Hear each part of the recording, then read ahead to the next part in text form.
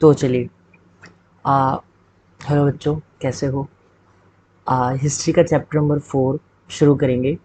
उससे पहले चलिए कुछ बातें करते हैं। पहले आज बात करेंगे हम उन लोगों के बारे में जिन लोगों के बारे में आपने बहुत पहले सुना होगा, जिन्हें हम आदिवासी कहते हैं, जिन्हें हम ट्राइबल्स कहते हैं। तो लोगों के दिमाग में बहुत ज़्यादा ही एक स्टीरियोटाइप्स बन रखा है इन लोगों के बारे में कि आदिवासी सिर्फ जंगल में रहते हैं, सिर्फ शिकार करते हैं, पत्ते के कपड़े पहनते हैं, या फिर वो धनुष या फिर जो स्पीयर वैसे अपने पास वेपन्स रखते हैं, लोगों को खाते रहते हैं। मतलब यही बस लोगों के दिमाग में आदिवासियों के लिए ये स्टीरियोटाइप्स है। और ये थोड़ा बहुत सही है लेकिन पूरे तरीके से सही नहीं है। तो जो ट्राइबल ग्रुप है ये हमारे सोसाइटी के एक हिस्से हिस्से हैं, जिन्हें लोगों ने हमेशा नकारा ही है, या जिनको किसी ने भी कुछ भी वैल्यू नहीं दी। लेकिन शुरुआत से ऐसा नहीं था। इन लोगों का अपना ही कल्चर था, अपना ही ट्रेडिशन था, अलग ही तरीका था लाइफ को जीने का, ठीक, जो उन लोगों के लिए बहुत ही इंपॉर्टेंट था। चलिए, चैप्टर नंबर 3 में हमने पढ़ा कि ब्रिटिशर के आने के बाद जो वहाँ के जो विलेजेस है, जो रूरल एरियाज़ है, या जो आपके अर्बन एरियाज़ है, दोनों पर ही इम्पैक्ट पड़ा। ब्रिटिशर की लॉज और उनकी पॉलिसीज़ ने दोनों ही जगह रहने वाले लोगों की लाइफस्टाइल को चेंज किया। बट हमको ये भी जानना ज़रूरी है कि ब्रिटिशर के आने के बाद जो ट्राइबल्स लोग जो यहाँ रहते थे इंडिया में, उनकी लाइफ में क्या इम्पैक्ट पड़ा। कुछ पड़ा भी नहीं तो बहुत ज़्यादा पड़ा, हद से ज़्यादा। तो उसी के बारे में इस चैप्टर में पूरा का पूरा डिस्कस करेगा। ट्राइबल्स बहुत सारे थे जिनके बारे में हम पढ़ेंगे। तो अलग अलग लोग, कबीले थे, कोई किसी स्टेट में कोई और था, वो अलग काम करता था, फिर जम्मू कश्मीर में कोई और था। तो ऐसे हम ट्राइबल्स लोगों के नाम पढ़ेंगे। इन सब में सबसे इम्पॉर्टेंट जो हमारे चैप्टर का थीम रहेगा वो किसके लिए रहेगा, हमारे मुंडास। तो मुंडास में एक लीडर थे जिनका नाम बिरसा मुंडा था, उनके बारे में हम पढ़ेंगे। ये जैसे उन्होंने ये ट्राइबल लोगों की समस्याओं को समझा और सोचा कि नहीं, इनको भी आज़ादी दिलानी है, और जो हमारा ट्रेडिशन चला आ रहा है स्टार्टिंग से, अब इससे खतरा है। तो उन लोगों ने भी रिवॉल्ट करा, आंदोलन करा, और ब्रिटिशर के लॉ और उनके पॉलिसीज़ को अपोज करा। उसके बारे में ये चैप्टर आपका डिस्कस करेगा। तो मान के चलिए आप इस चैप्टर को ना अलग अलग पार्ट में डिवाइड कर सकते हैं, ठीक है। तो इस चैप्टर के सबसे पहले पार्ट में हम पढ़ेंगे इंट्रोडक्शन, जो आपका नॉर्मल स्टार्टिंग का फर्स्ट सेकंड जो पेज होगा, या फर्स्ट और सेकंड जो पेज होगा, वहाँ पे हमें ट्राइबल्स लोगों के बारे में थोड़ा बहुत बताया जाएगा। वो कौन कौन से उनके ग्रुप्स है, कहाँ पे रहते हैं, वो बताया जाएगा, ठीक है। इसके बाद हम देखेंगे कि जो ट्राइबल लोग हैं वो सर्वाइव करने के लिए कौन कौन सी एक्टिविटी में इंगेज थे, ब्रिटिशर के आने से पहले की हिस्ट्री है, ठीक है। स्टार्टिंग में अभी ब्रिटिशर के आने की पहले की हिस्ट्री है। तो देखेंगे कुछ झूम कल्टिवेटर्स थे, शिफ्टिंग कल्टिवेशन करते थे, कुछ एग्रीकल्चर भी करते थे, ट्रेड करते थे, ठीक, या फॉरेस्ट प्रोड्यूस को यूज़ करते थे और उनको बेचते थे, उनके बारे में बता दिया जाएगा। फिर उसके बाद जब ब्रिटिशर आए, जब उन्होंने फॉरेस्ट पे कब्जा करा, फॉरेस्ट को रिजर्व कर दिया, तो उसके बाद उनके लाइफ में क्या चेंजेस आए उसके बारे में डिस्कस किया जाएगा। उनके लॉ का फॉरेस्ट पे क्या इम्पैक्ट पड़ा, और जो लोग फॉरेस्ट पे डिपेंड थे उनका क्या हुआ, उनके बारे में डिस्कस किया जाएगा इस चैप्टर में, ठीक है। तो चलिए शुरू करते हैं चैप्टर। फिर देखिए फर्स्ट, तो चैप्टर एनसीईआरटी से कवर करेंगे। एनसीईआरटी लैंग्वेज में आपको रीड करके बताऊंगा, जो इंपॉर्टेंट होगा मैं आपको बता दूंगा कि हाँ ये इंपॉर्टेंट टॉपिक है, पैराग्राफ है एग्जाम के पॉइंट ऑफ व्यू से, और यहाँ से ये क्वेश्चन बनता है। बहुत सारे जो आपके एमसीक्यू होते हैं ना, वो आपके बिल्कुल डायरेक्ट यही एनसीईआरटी से पूछ जाते हैं, ठीक है। तो एनसीईआरटी अच्छे से समझो, आपको कोई भी दिक्कत नहीं आएगी, श्योर, कन्फर्म है, मेरी गारंटी है। चलिए तो पहला पेज देखते हैं हम। देखिए क्या लिखा है यहाँ पे। इन हाँ, यहाँ से शुरू आपका। इन 1895 a मैन नेम्ड बिरसा, ठीक है, ये है आप जिनके बारे में बात कर रहा था मैं, was seen roaming the forest and villages of Chota Nagpur in Jharkhand. People said he had a miraculous powers, he could cure all diseases and multiply grain. Birsa himself declared that the god had appointed him to save his people from a trouble, free them from slavery of the outsiders. Soon thousands began following Birsa, believing that he was a Bhagwan god and had come to solve all their problems. देखिए तो बता दिया, 1895 की लगभग की कहानी बताई जा रही है। तब इसी समय पे बिरसा आपके बहुत ज़्यादा पॉपुलर होने शुरू हुए, और लोगों ने क्या बताया कि ये छोटा नागपुर रीजन, ठीक है, झारखंड के आसपास बहुत ज़्यादा रहते थे, और यहाँ रोमिंग मतलब कि वहाँ जगह जगह घूमते थे, लोगों को बताते थे कि चलो हमारे साथ आंदोलन करो, मूवमेंट करो, हमारा साथ दो, हम आपको आज़ादी दिलाएंगे। लोग उनको क्या मानते थे, देखो लोग तो मतलब उनको लोगों ने तो ये मानना शुरू कर दिया था कि भाई वो क्या है, गॉड है। और उन्होंने खुद भी डिक्लेयर कर दिया था कि मुझे गॉड ने अपॉइंट करा है, क्या करने के लिए, ताकि आप लोगों के साथ जो भी ट्रबल, जो भी परेशानी चल रही है, वो उसको मैं ख़त्म करूँ, ठीक है। फ्री देम फ्रॉम स्लेवरी, गुलामगिरी से आज़ाद दिलवाऊँ, मतलब आप लोगों को आउटसाइडर, देखो हम एक वर्ड लिखा ना दिकूस, दिकूस का मतलब होता है आउटसाइडर्स। तो ये जो ट्रैवल्स लोग थे ना, ये दिकूस उनको बोलते थे जो इनके ट्रेडिशन को फॉलो नहीं करते थे या जो इनके इलाके का नहीं था। वो ब्रिटिशर भी थे, वो हिंदू लैंडलॉर्ड्स भी थे, वो आपके ज़मींदार भी थे, ठीक। इन सबको वो लोग दिकूस कहते थे। तो दिकूस से इन सबको आज़ादी दिलाना, ये ये अपने ऊपर जिम्मा किसने उठाया? बिरसा मुंडा ने उठाया, ठीक है। तो और कुछ देख लीजिए, जैसे कि इनके पास पावर थी, जैसे क्योर ऑल डिजीजेज, सभी बीमारियों को ठीक कर सकते हैं। मल्टीप्लाई ग्रेन, अगर अनाज के दाने को टच कर दे तो वो अनाज दुगना हो जाता है। ऐसी अफवाह उस समय बहुत ज़्यादा चली थी, और ये सच नहीं थी, बस ऐसे ही लोगों ने मतलब उनको एज अ गॉड ट्रीट करना शुरू कर दिया था और फॉलो करना शुरू कर दिया था। चलिए अब देखिए यहाँ पे फिगर 1 ना, अरे ये याद रखना आप लोग कि जो फिगर में जो भी इन्फॉर्मेशन दी होती है ना, उसको स्किप मत करना, ठीक है। इससे आपके क्वेश्चंस बनते हैं कभी कभी। देखिए यहाँ पे क्या लिखा है, वुमेन ऑफ द डोंगेरिया खानदा, ठीक है। डोंगेरिया खानदा ये आपकी ट्राइब है, कहाँ पे रहती है? उड़ीसा में रहती है। तो ये याद रखना कि बस जो डोंगेरिया खानदा ट्राइब है, ये कहाँ पे आपकी? उड़ीसा। चलिए उसके बाद, Birsa was born in a family of Mundas, a tribal group that lived in छोटा नागपुर। तो ये बता दिया कि जो आपके बिरसा थे, मुंडास फैमिली से बिलोंग करते थे, और जो मुंडा फैमिली थी कहाँ रहती थी? आपके छोटा नागपुर रीजन, है ना। छोटा नागपुर प्लेटू है जो आपके झारखंड के पास, वहाँ पे। But his followers included other tribals of the region, Santhals and Orwans. All they were experiencing and the problems they were facing under the British rule, their familiar ways of life seemed to be disappearing. Their livelihood were under the threat and their religion appeared to be danger. अब देखिए, मुंडा बिरसा आपके Mundas family से belong करते थे, but इनके followers maximum tribals group से थे। Santhals भी ट्राइबल ग्रुप है आपका, ओरोवोस भी एक ट्राइबल ग्रुप से। देखिए अब दिक्कत क्या थी, ये लोग ना सभी अनहैप्पी थे। किन चीज़ों से कि जो भी चेंजेस ब्रिटिशर यहाँ पे कर रहे हैं, कि जो भी चेंजेस ब्रिटिशर यहाँ पे कर रहे हैं, और उन चेंजेस की वजह से इनकी लाइफ में क्या इम्पैक्ट पड़ा। जैसे देखिए कि अब उन लोगों को क्या लगा कि जो ट्राइबल लोग थे उनको क्या लगा कि ब्रिटिशर क्या कर रहे हैं हमारे साथ, कि देयर लाइवलीहुड, जो उनकी आजीविका है, यानी जिस तरीके से वो सर्वाइव करते हैं, जो ट्रेड करते हैं, जो व्यापार करते हैं, एग्रीकल्चर करते हैं, उन सब चीज़ों को ब्रिटिशर क्या कर देंगे? ख़त्म कर देंगे। डर था इन लोगों में। उसके बाद और कि their religion is appear to be danger, और जो उनका धर्म है, यानी जो इन लोगों का ट्रेडिशन है, गॉड को मानने का तरीका है, ठीक है, पूजा करने का, पूजा पाठ करने का जो तरीका है, वो सब भी खत्म हो जाएगा समय के साथ। ये सारा डर इन लोगों को सता रहा था। नेक्स्ट, तो वट सॉरी,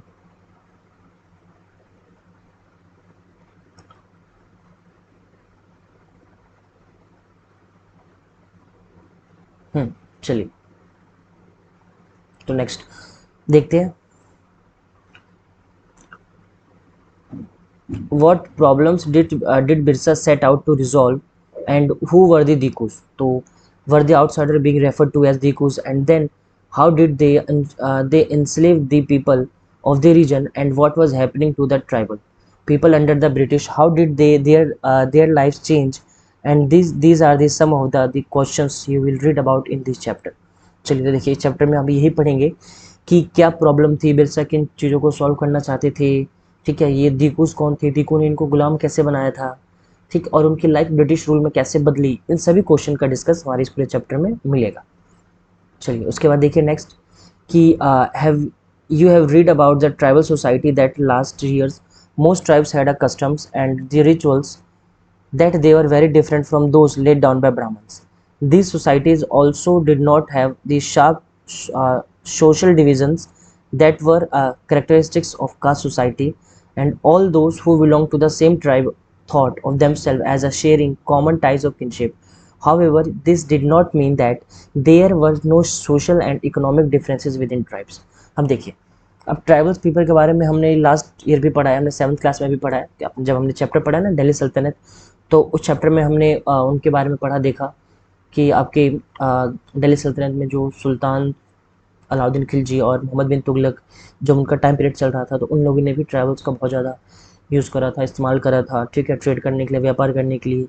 या फिर जब हमने मुगल एम्पायर चैप्टर पढ़ा तो हमने देखा कि वहाँ पे जो औरंगज़ेब या आपके अकबर जो समय चल रहा था, इन लोगों ने भी ट्राइबल सोसाइटी से वॉर करी ताकि वो उस इलाके को जीत पाए जिन पर उनका कब्जा था। यानी ट्रैवल के बारे में तो हम स्टार्टिंग से जानते हैं। अब जानते होंगे तो भी पता होगा कि जो ट्राइबल पीपल थे आपके, ये किसी भी नॉर्म्स, किसी भी लॉ को नहीं मानते थे जो ब्राह्मणों ने बनाया था। ब्राह्मणों के हिसाब से समाज ऐसा चलना चाहिए, ठीक है, वैसा ये लोग फॉलो नहीं करते थे। इनका अलग ही तौर तरीका था सर्वाइव करने का, जो बहुत लोगों को ये बातें सही नहीं लगती थी। चलिए, बस, और इसमें इंपॉर्टेंट है नहीं, इसमें बस ये बता दिया कि बिलोंग टू द सेम, जो सेम ट्राइब के होते थे, कि thought of themselves as sharing a common kinship, मतलब ये मानते थे कि इनके बीच में कुछ ना कोई बॉन्ड है, और मतलब एक तरह पूरे के फैमिली की तरह रहते थे एक सभी। अब इसका मतलब ये नहीं था कि उनके बीच में सोशल डिफरेंसेस नहीं था, इकोनॉमिक डिफरेंस नहीं था, ठीक है, उन लोगों में भी थोड़ा बहुत डिफरेंस था, बट हमारे इतना नहीं था जितना हमारे सोसाइटी में है। चलिए, तो नेक्स्ट टॉपिक पे। तो ये तो अभी तक तो हमने सिर्फ हमने इंट्रोडक्शन देखा। नेक्स्ट है यहाँ से, अब ये आपके इंपॉर्टेंट टॉपिक्स है जहाँ से समझना बहुत ही ज़रूरी है आपका। देखिए, तो how did the tribal group live, कि जो आपके आदिवासी लोग थे सर्वाइव कैसे करते थे। सर्वाइव करना है तो कुछ ना कुछ तो करना पड़ेगा, कोई काम करना पड़ेगा, व्यापार करना पड़ेगा, पैसे कहाँ से आएंगे। तो चलिए, तो सबसे पहला देखिए क्या है आपका, कि सम वर दी झूम कल्टिवेटर्स, यानी जो जो आपके कुछ ट्राइबल लोग थे वो क्या थे, झूम कल्टिवेटर्स थे, यानी एग्रीकल्चर करते थे। झूम कल्टीवेशन क्या होता है थोड़ा बहुत बताता हूँ। झूम कल्टीवेशन को दूसरे हम किसी और नाम से भी जानते हैं, जिसको हम शिफ्टिंग कल्टीवेशन कहते हैं।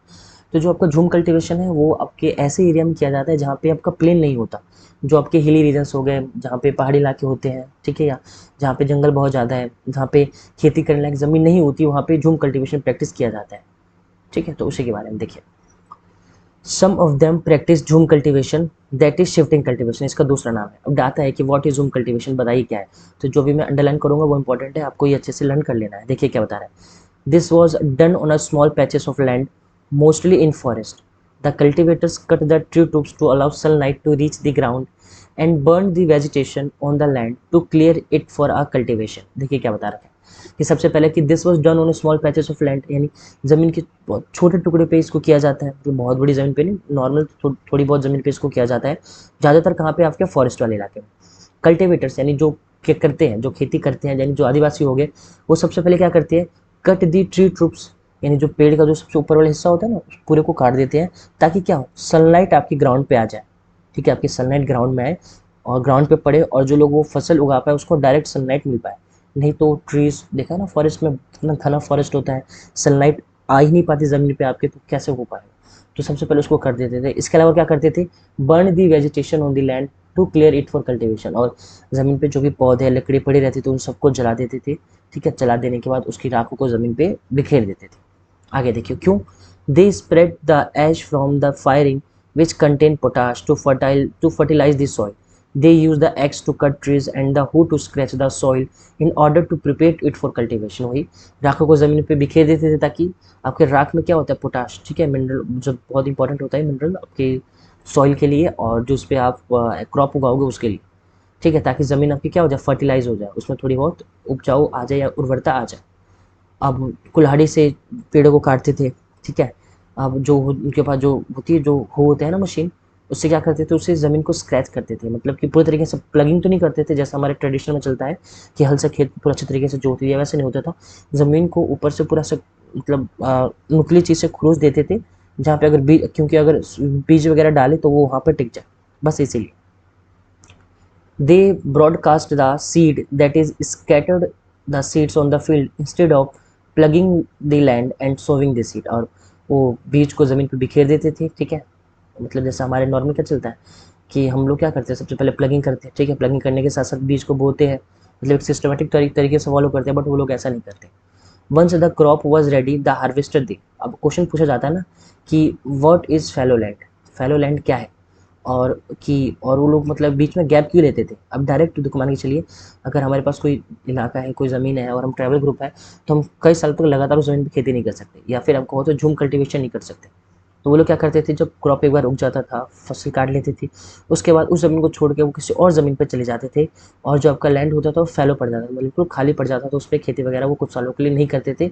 सिंपल रीज़न है, क्योंकि वो लोग मैन्यूवर या फर्टिलाइज़र यूज़ नहीं करते थे एक्स्ट्रा क्रॉप्स को देने के लिए। तो क्रॉप्स को जो भी न्यूट्रिशन मिलेगा सारा कहाँ, उसके सॉइल से मिलेगा। अगर लगातार खेती करते रहेंगे तो उस सॉइल से पूरा का पूरा न्यूट्रिशन आपका खत्म हो जाएगा। तो उसको टाइम देते थे रिप्लेनिश होने के लिए, कि अगर 2-3 साल के लिए अगर ज़मीन को खाली छोड़ दिया, तो वहाँ पे सारा जो आपका न्यूट्रिशन जो वो लोग यूज़ कर चुके हैं क्रॉप में, फिर से हो जाएगा, और 3-4 साल बाद फिर से आगे खेती कर लेंगे, ठीक है। तो मतलब इस चीज़ की नॉलेज थी उनको। आगे देखिए, शिफ्टिंग कल्टीवेटर्स वर फाउंड। अब ये बताया जा रहा है कि वो कहाँ कहाँ इस तरीके से ये प्रैक्टिस करते थे आपका, तो shifting cultivators were found in the hilly and forested tracts of the north east and central India. वही आपके हिली जो पहाड़ी इलाके हैं वहाँ पे, इसके अलावा आपका जो फॉरेस्टेड जो जंगल वाले बहुत इलाके जहाँ पे जंगल बहुत ज़्यादा है, जैसे नॉर्थ ईस्ट आपका और सेंट्रल इंडिया मध्य प्रदेश का रीजन, यहाँ पे the lives of these tribal people depend on the free movement within the forest and on being able to use the land and forest for growing their crops. That is the only way they could practice shifting cultivation. अब देखिए क्या बता रहा है, जो उन लोगों का लाइफ था, यानी जो ट्राइबल लोग थे, अब डिपेंड किस पे था? Free movement. एक जगह टिकते नहीं थे भाई, ठीक है, एक जंगल से दूसरे जंगल, वहाँ से फिर तीसरे जंगल, ऐसे ही एक जगह घूमते रहते थे, एक जगह टिकते नहीं थे, ठीक। और जहाँ जाते थे वहाँ जाकर आपका ये झूम कल्टीवेशन प्रैक्टिस करते थे, और ये इनका ओनली वे था, ठीक है, जिससे ये शिफ्टिंग कल्टीवेशन प्रैक्टिस कर सकते थे। चलिए यहाँ पे देखिए कुछ कीवर्ड्स दे रखे, कीवर्ड इंपॉर्टेंट है आपका। सबसे पहले तो क्या है? फैलो है, बता चुका हूँ। अ फील्ड लेफ्ट अनकल्टिवेटेड, मतलब कि ज़मीन को खाली छोड़ देना, उस पर कुछ महीनों के लिए, कुछ सालों के लिए खेती ना करना, ताकि सॉइल रिकवर्स दी फर्टिलिटी, कि मिट्टी की जो गुणवत्ता है वो फिर से उसको वापस मिल जाए। नेक्स्ट है साल, पेड़ का नाम है। महुआ क्या है? एक फ्लावर है, ठीक है, जिसको खाया जाता है या फिर जिसको अल्कोहल बनाने में यूज़ भी किया जाता है। चलिए, तो अब ये अभी तो हमने पढ़ा कि जो आपके ट्रैवल ग्रुप थे वो लोग शिफ्टिंग कल्टीवेटर थे, लेकिन सभी नहीं, कुछ आपके हंटर्स भी थे, कुछ गैदर्स भी थे, तो उन्हीं के बारे में डिस्कस अब हम करेंगे। देखिए कि सम वर हंटर्स एंड गैदरर्स, यानी कुछ आपके शिकारी भी थे और कुछ आपके ये संग्राहक भी थे। गैदरर्स का मतलब होता है संग्राहक, यानी वो फ्रूट्स को या वेजिटेबल्स को या सीड्स को इकट्ठा करते हैं, इकट्ठे करके रखते हैं और फिर उसी को सर्वाइव करते हैं, उसी को खाते रहते हैं। चलिए, in many reasons travel group lived bye hunting animals and gathering forest. वही कि कुछ ट्रैवल ग्रुप्स थे आपके जो जानवरों का शिकार करके या फिर फॉरेस्ट प्रोड्यूस, यानी फॉरेस्ट प्रोड्यूस मतलब कि आपका फ्रूट्स, वेजिटेबल्स, रूट्स, ठीक है, मेडिसिन वगैरह उससे भी इकट्ठा करते थे और इनको इकट्ठा करके बेचते थे या खुद यूज़ करते थे। They saw forest as an essential for survival. The Khonds, अब देखिए एक बता दिया, खोन्स आपका ट्रैवल का नाम है, ठीक है, जो कहाँ पे आपके फॉरेस्ट, उड़ीसा। तो ये मेन कहानी आपकी कहाँ की चल रही? खोन्स की चलेगी। ज़्यादातर आपके जो हंटर्स और गैदर्स थे ये उड़ीसा में ही पाए जाते हैं, खोन्स, ठीक है। आप देख लेना, मतलब उड़ीसा में इंडिया में सबसे ज़्यादा जो ट्राइबल ग्रुप है वो कहाँ पे पाए जाते हैं? उड़ीसा में पाए जाते हैं। लगभग इसका डेटा अप्रोक्स 60% के आसपास है कि इंडिया में जितने भी 100% जो ट्राइबल है ना, उसमें से 60% आपके उड़ीसा में रहते हैं। देखिए आगे, they regularly went on collective hunts and then divided the meat among themselves.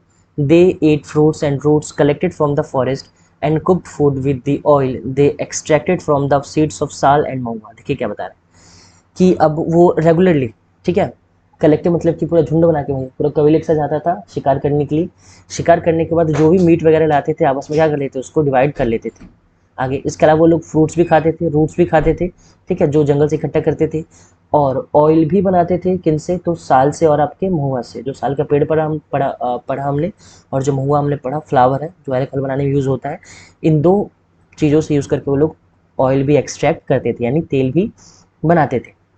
आगे देखिए, they used many forest shrubs and herbs for medicinal purposes. और देखिए तीसरा काम क्या बता रहा है कि श्रब्स और हर्ब्स, ठीक है, कि जो छोटे मोटे पौधे हो गए, जड़ी बूटियाँ हो गई, उनको भी लेते थे किस चीज़ के लिए? मेडिसिनल पर्पस के लिए, ठीक है, दवाइयों के रूप में भी उसका इस्तेमाल करते थे, खुद भी करते थे और बाजार में जाकर बाहर बेचते भी थे। वही, and sold forest produce in the local market. The local weavers, weavers का मतलब होता है भाई तुम्हारा बुनकर, ठीक है। तो जो वहाँ आसपास उस जंगल के आसपास जो आपके व्यापारी रहते थे, जो बुनकर रहते थे, वो भी इन पर डिपेंड थे। क्यों डिपेंड थे? देखो, वीवर्स एंड लेदर वर्कर्स जो आपके चमड़े के काम करते हैं, turn to the Khonds when they needed the supplies of kusum and palash flowers to colour the their clothes and leather. वही कुसुम और प्लाश, ये आपके दो फ्लावर्स है, ठीक है, जिनका इस्तेमाल क्या किया जाता था? रंग निकालने के लिए किया जाता था। इस समय पे ना आपका ये कब की कहानी पढ़ रहे हो आप? अभी 200 300 400 साल पहले की कहानी पढ़ रहे हो। तो सिंथेटिक कलर नहीं होते थे आपके, जो कलर होते थे ना वो ऑर्गेनिक होते थे, प्लांट से, ठीक है, रूट से, सीड से या फ्लावर से बनाए जाते थे। तो आपका एक कुसुम और प्लाश दो फ्लावर है, ठीक है, जिनका इस्तेमाल लोग करते थे खोंड। और जो आपके वहाँ आसपास के जो आपके वीवर्स बुनकर होते थे और जो लेदर वर्कर्स होते थे जो चमड़े का काम करते थे, वो इन्हीं लोगों के पास आते थे उन दोनों चीज़ों को लेने के लिए। चलिए फिनिश, बस इसमें इतना ही है। अब आगे देखिए, ये फिगर टू भी इंपॉर्टेंट है तुम्हारा। देखो तो इसमें जो हमने पीछे पढ़ा था डोंगरिया खानदान ट्राइब है, ठीक है, इसमें एक क्वेश्चन बना है लीव्स। देखिए उनके सिर पे जो ये पत्ते जो लेके जा रही है ना, ये इनका नाम क्या? नाम देख लीजिए, पैंडनस लीव्स कहा जाता है इस पत्ते को। क्या कहा जाता है? Pandanus leaves. क्वेश्चन बना था, देखा था मैंने ये क्वेश्चन आपकी स्टूडेंट के एमसीक्यू में आ रखा है कि ये जो पैंडेनस जो लीव्स वुमेन लेके जा रही है उससे वो क्या बनाएंगी? तो from forest to make the plates, plates होता है ना जिस पे खाना वगैरह, जो गांव वगैरह में लोग अभी भी इस्तेमाल करते हैं प्लेट्स, तो इस पत्ते से वो लोग प्लेट्स बनाने के लिए ले जाते हैं। तो याद रखिए डोंगरिया खांदा, ठीक है, उड़ीसा रीजन में रहते हैं। ये जो लीव्स इनके पास पेंडेनस लीव्स है, और इसका यूज़ वो क्या करेंगे, प्लेट्स बनाने के लिए करेंगे। चलिए नेक्स्ट, नेक्स्ट टॉपिक है वही, उसी का आगे कंटिन्यू करेंगे आपके। देखिए from where did the forest people get their supplies of rice and other grains, at times they exchange goods. देखो अभी तक तुमने पढ़ा ना कि कुछ आपके ट्राइबल थे, कि कुछ आपके एग्रीकल्चर करते थे, ठीक, शिफ्टिंग कल्टिवेशन करते थे, और हंटर्स थे, गैदरर्स थे। बट अब इसके अलावा और भी चीज़ों की ज़रूरत पड़ेगी सर्वाइव करने के लिए, खाना बनाने के लिए, तो वो कहाँ से मिलता था, तो क्या करते थे, एक्सचेंज गुड्स, ठीक है। यानी जो भी इनके पास होता था वो किसी और को बेच देते थे पैसे के बदले, सामान के बदले, और उनसे वो सारा ले लेते थे, getting what they need in turn for their valuable forest produce. वही कि फॉरेस्ट से जो भी उनको मिलता था, लकड़ी हो गया, या फिर आपका कोई फ्लावर हो गया, या कहो कि रूट्स हो गए, या मेडिसिन हो गई, ठीक, तो उनको बाहर जाके बाजार में बेचते थे, और उसके बदले या तो चीज़ ले लेते थे या तो पैसा ले लेते थे, और अपने नीड्स को पूरा कर लेते थे। At other times, they bought goods with the small amount of earning they had. Some of them did odd jobs. ठीक है, अब सभी ही नहीं करते थे, कुछ आपके और मतलब कुछ अलग काम भी करते थे। जैसे देखिए कैरिंग लोड्स, ठीक है, सामान उठाने का, तो होता है ना, सामान लेकर कैरी करके एक जगह से दूसरी जगह पे भारी सामान पहुंचाने का काम करते थे। बिल्डिंग रोड्स, सड़कें बनाने का काम भी करते थे उनमें, मतलब एज अ वर्कर। और आपके क्या था, while other लेबर्ड in the fields of peasants and farmers, और आपके जो कुछ लोग थे वो तुम्हारे पीजेंट्स यानी किसान, कोई किसानों के यहाँ ज़मीन पे उनकी वो लेबरिंग यानी मजदूरी का काम भी करते थे। ये काम भी सब वो क्या करते थे। When supplies of the forest produce shrank, tribal people had to increasingly wander around in each search of work as the laborers, but many of them like the Bagas। चलिए इंपॉर्टेंट है। अब देखिए, अब हमने देख लिया कि शिफ्टिंग कल्टीवेशन किया, उसके बाद हंटर थे, गैदर थे, ठीक है, चीज़ों को बेचते थे, लेबरिंग करते थे, ठीक है। ये इसके बाद ये देखिए बैगाज आपके बहुत इंपॉर्टेंट है। बैगाज आपके ये देखोगे आप यहाँ पे, आपका ये मध्य प्रदेश का जो रीजन है आपका, ये यहाँ पे ये सेंट्रल इंडिया में आपके बैगाज ज़्यादातर पाए जाते हैं। यहाँ भी आपका ये है, छत्तीसगढ़ वाले इलाके में भी है। देखिए यहाँ पे क्या बता रहे हैं इनके बारे में कि the Baigas of central India were reluctant to do work for others. ये भाई किसी के लिए काम नहीं करते थे, ठीक है, मतलब खुद, बस जो करना है खुद ही करना है, किसी पर डिपेंड नहीं होना। देखो क्या बता रखा है इनके बारे में, the Baigas saw themselves as the people of the forest who could only live on the produce of the forest. It was below the dignity of the beggars to become a laborer। ये आत्मसम्मान के नीचे की बात है। क्या मानते थे कि वो फॉरेस्ट के पीपल हैं, जंगल पे रहते हैं, और इनकी सभी नीड को फॉरेस्ट ही पूरा करेगा, तो किसी और के लिए काम क्यों करे, जब हमारी सारी ज़रूरतें जंगलों से पूरी हो जाएगी। और वो किसी और के लिए मजदूरी करना अपने डिग्निटी भाई यानी आत्मसम्मान से नीचे की बात मानते थे, ठीक है, तो वो नहीं कर सकते थे। चलिए क्या समझा तुमने आदिवासियों को। Next, tribal groups often needed to buy and sell in order to able to get the goods that are not produced within the locality.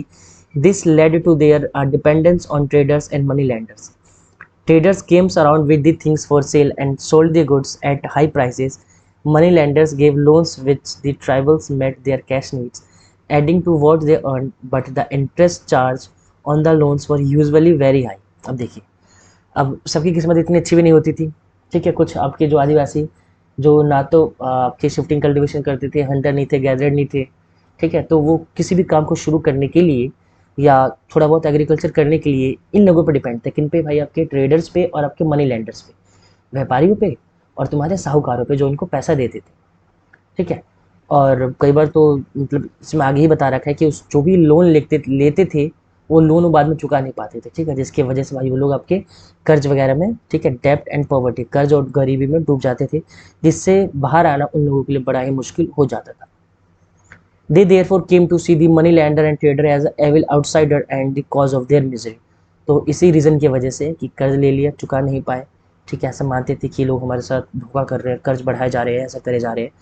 तो अपनी जितनी भी इनकी परेशानियाँ थी, मिजरी, जितनी भी इनकी मिजरी मतलब जो भी प्रॉब्लम चल रही थी इनकी लाइफ में, ये सब लोग क्या मानते थे कि सारी के सारे किसके वजह से भाई, आउटसाइडर्स। किन की वजह से, कौन थे, तो आपके मनी लैंडर्स थे और आपके ट्रेडर थे, ठीक है।